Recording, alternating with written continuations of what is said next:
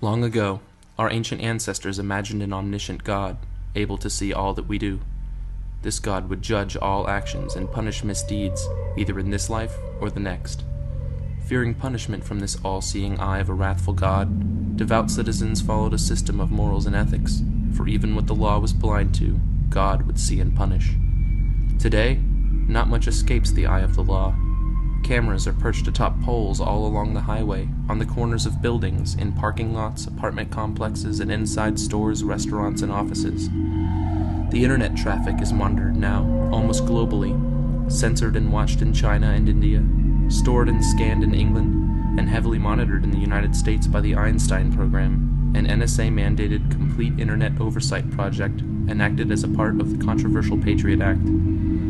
Phone calls have been tapped without warrant, and text messages are logged.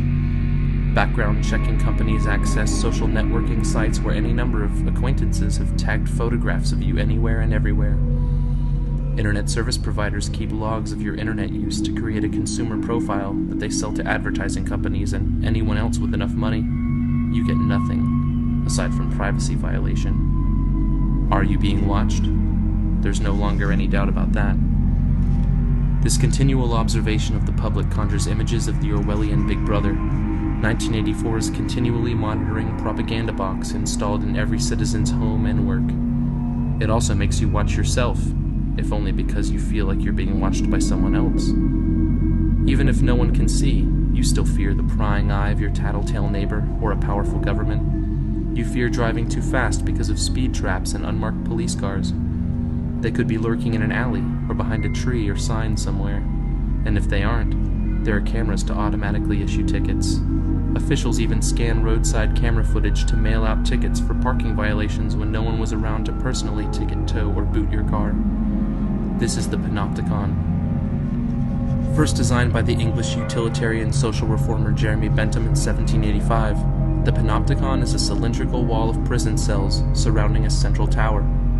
Atop this tower is a room circled by 360 degrees of one-way mirror, allowing for a gunman to see everyone, but for no one to see where he is aiming. Out of fear, the prisoners watch themselves, assuming that they are targeted at any given moment. But with this sentiment of an invisible omniscience, it becomes unnecessary to even have an armed guard at all. Consider the infrequent amount of wiretapping and internet investigations now, despite heavy media coverage. Look around at all the dummy cameras that look exactly like the real thing, but record nothing at all. Is this not a modern technological panopticon? French philosopher Michel Foucault transformed this concept into what he termed disciplinary society, fearing at all times the eye of the law.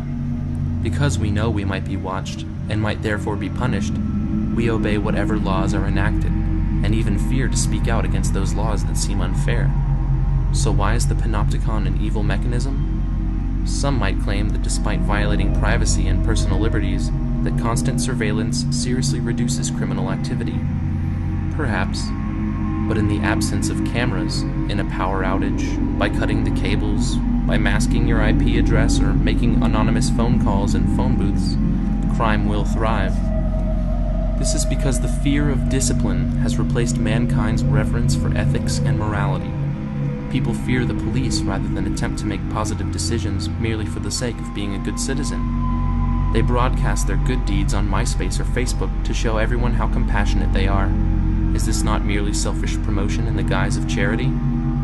Replacing the individual morality and the democratic evolution of an ethical system with a central law-making body that has eyes all over the globe and an unrestricted permit to kill and imprison makes a simulacra of our decision-making abilities. Our kindnesses and distaste for unethical behavior are delegated to others. Why think about what's wrong if someone else is there to do it for you?